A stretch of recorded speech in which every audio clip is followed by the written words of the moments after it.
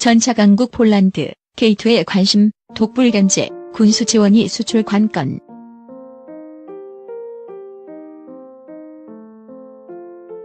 국산 전차, 유럽 시장 개척하나.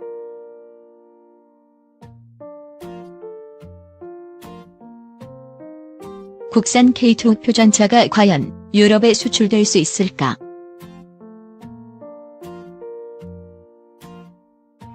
폴란드 군사 전문 매체인 디펜스24의 보도가 국내에 소개되며 관심이 높아지고 있다. 자기 전차를 개발하려는 폴란드가 한국 K2 전차에 관심을 갖고 있다는 것이다.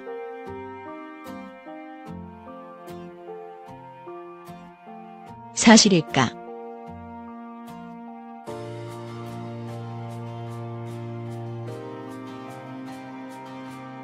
접촉이 있었던 것으로 확인됐다.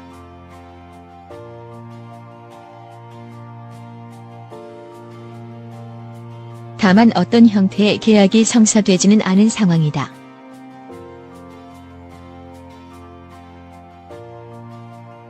협상이 잘 풀려도 앞으로 적어도 5에서 6년은 걸릴 것으로 보인다.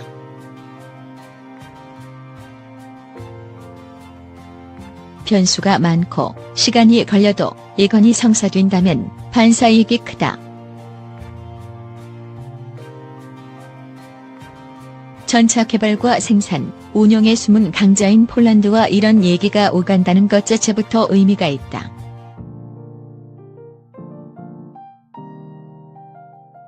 자기 전차 공동 개발 파트너로 거론.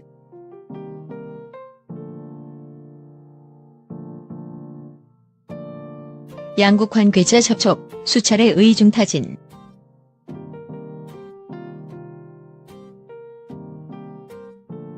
업체 간 논의는 내년부터 재개될 듯.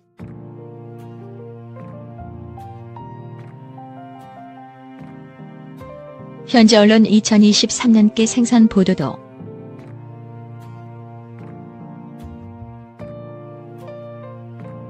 K2 전차 폴란드 수출, 어떤 단계인가? 폴란드 언론의 보도는 매우 구체적이다.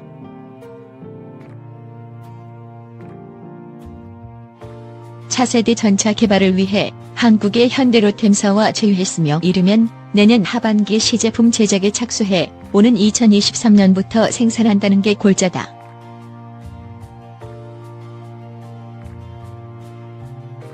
개발 방식은 한국 기술을 전수받아 알타의 엘타2 전차를 개발한 터키 모델과 면허 생산이 거론된다.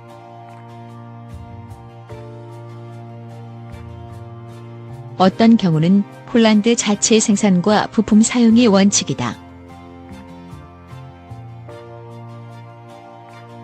현지 언론에 따르면 K2 전차를 기반으로 한국과 폴란드의 차기 전차 공동 개발까지 논의되고 있다. 엔진과 변속기가 결합된 파워팩은 독일제가 유력하다.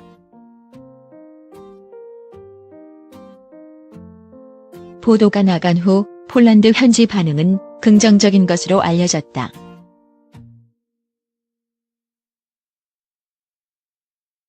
실제 협상은 초기 단계. 과연 폴란드 언론의 보도는 얼마나 정확할까? 논의가 오간 것은 사실이지만 너무 앞서 나갔다.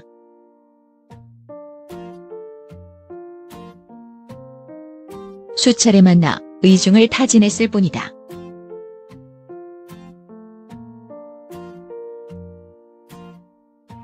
업체 간 논의는 내년부터 재개될 예정이다.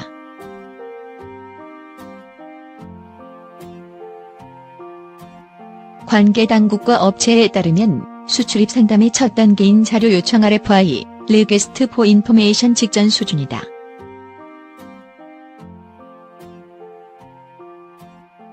협상이 극초기 단계여서 협력 방식이 구체적으로 논의된 것도 없다.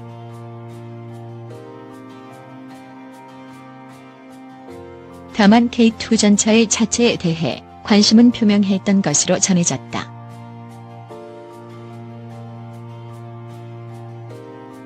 폴란드는 영국의 자주포 AS90 기술을 수입해 한국산 K9 자주포의 차체와 결합한 신형 자주포 크레브를 생산하고 있다.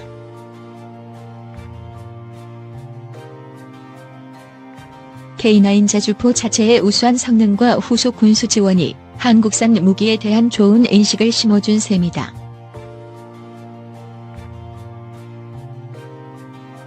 폴란드 외 수출 상담 더 있다. 폴란드 언론의 보도에 대해 관계 당국과 업계는 당혹스럽다는 반응이다. 보안을 강조하는 무기 수출입 상담의 초기 단계에서 보도가 나왔다는 사실 자체가 이례적이다. 그럼에도 현지 언론의 보도는 적지 않은 의미를 가진다.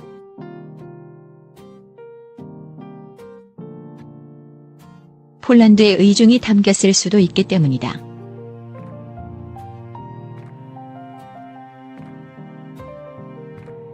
구매자의 요구를 간접적으로 파악할 수 있다는 점에서 우리에게 도움이 될 것으로 보인다. 주목할 대목은 2019년이 K2 전차의 미래를 결정할 분기점으로 떠오르고 있다는 점이다.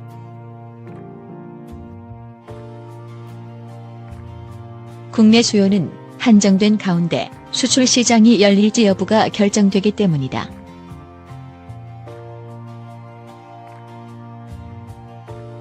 오만에 대한 수출 성사 여부가 이르면 내년 상반기에 결판난다.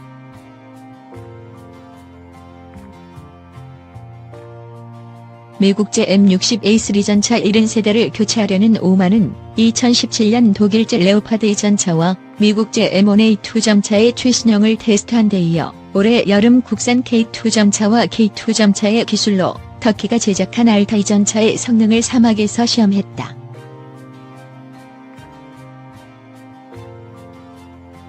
K2 전차가 양호한 성적을 거둔 것으로 알려져 국산 전차 완성품 최초 수출에 대한 기대가 높아지고 있다.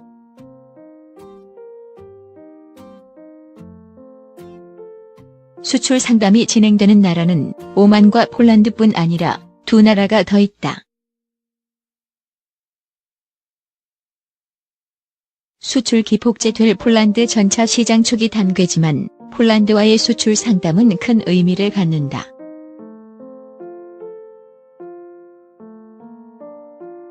폴란드는 전차를 개발해 양산하고 운용한 전통적인 전차 강국이기 때문이다.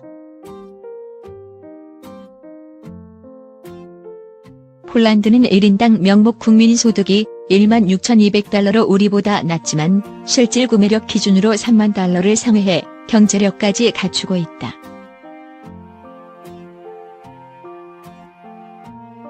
육군 병력이 7만 7천 명 남짓해도 전력은 막강하다. 전차가 1,010량, 각종 장갑차가 3,110량, 헬리콥터가 250여 대에 이른다.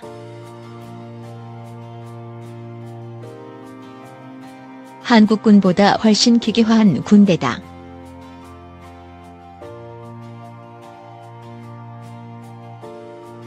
전차 보유량으로만 따지면 북대서양 조약기구 네이토, 나토의 3대 군사강국인 프랑스 르클레어 406량, 영국 챌린저이 227량, 독일 레오파드 A5, A6, A7 250량을 합친 수량보다도 많다.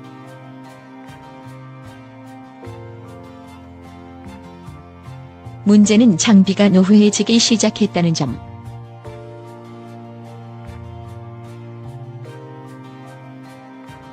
폴란드 육군의 전차는 독일제 레오파드 EA4 141량 신형으로 개량 중, 레오파드 EA5 105량, 소련제를 국내 면허 생산한 T-72M1 584량, T-72 전차의 서방의 기술을 접목한 PL-91 231량으로 구성돼 있다.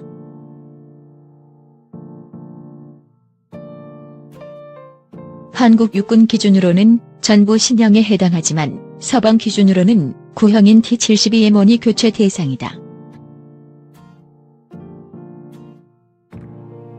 다만 T-72M1 전부가 교체되기는 어려울 것으로 전망된다.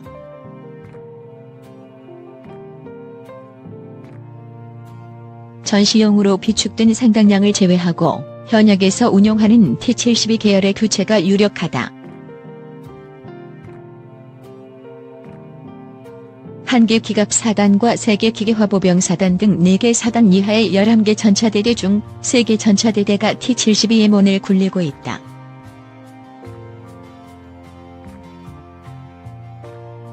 최소 150대 교체 폴란드 전차대대는 사각 편제를 추진 중이라는 계산이 나온다.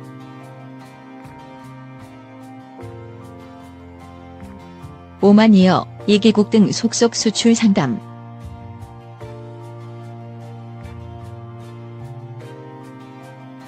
성사된 국산 전차 기술력 세계가 인정.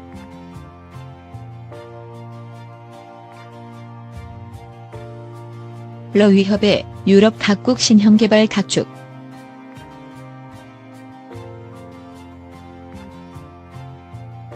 (300여 대) 그친 흑표 양산 물량도 과제.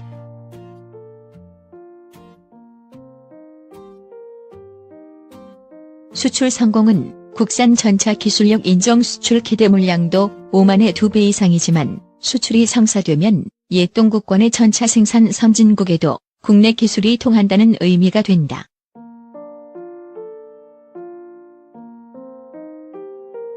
(1차) 세계대전 이후 자체적으로 전차를 생산한 폴란드는 1970년대부터 국내 생산 전차를 수출한 경험이 있다. 면허 생산한 T-72M원 전차는 소련제 오리지널보다 신뢰성이 높다는 평판을 받아 헝가리와 조지아, 이란, 이라크 등에 팔려나갔다.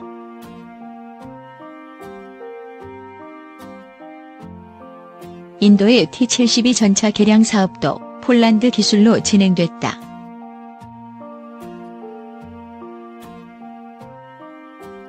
PT-91 전차는 2007년 말레이시아 육군 차기 전차 51대 군함차 세대 포함 수주 경쟁에서 한국산 K1 전차의 패배를 안겼다.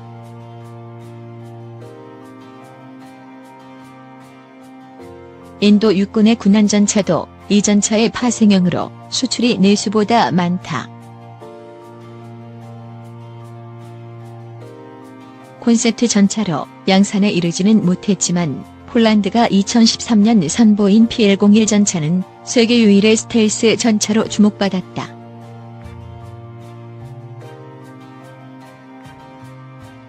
난관 수없이 만화전차 선진국 폴란드가 자기 전차 후보에 한국제를 포함했다는 점 자체가 주목되는 것도 이 같은 이유에서다. 그러나 난관도 많다.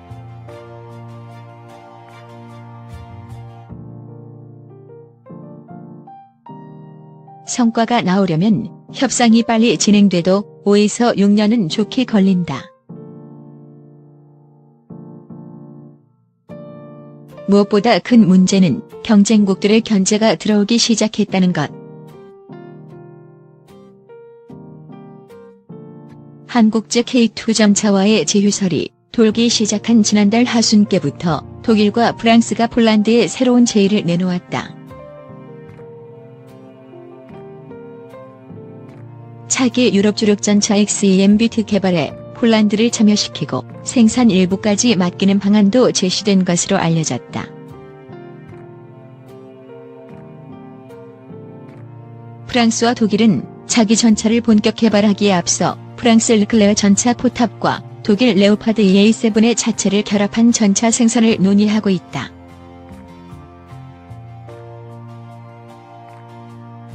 프랑스와 독일이 신형 전차 개발을 서두르는 것은 러시아가 새로운 개념의 신형 전차 T-14 아르마타를 2015년부터 배치했기 때문이다.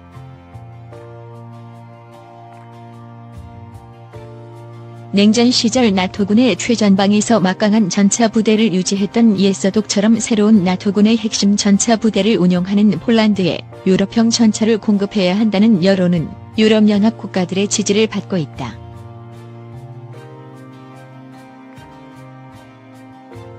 러시아가 2014년 크림반도 분쟁을 일으키고 최근 우크라이나 군함을 포격하는 등 호전성을 드러내며 부쩍 강조되는 나토의 결속이 폴란드의 K2 전차와의 제휴에 어떤 영향을 미칠지도 변수다. 러시아의 위협에 대한 대응은 반대로 기회가 될 수도 있다.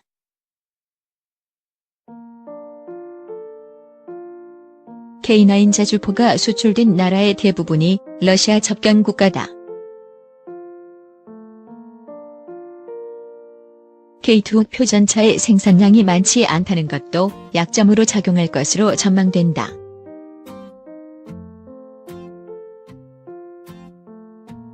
취소 6차 양산까지 계획했다. 내년 후반부터 2차 양산에 겨우 들어가고 3차 양산이 실행돼도 총 물량은 322대에 불과하다. 후속 군수 지원의 의문을 제기할 수 있는 요인이다.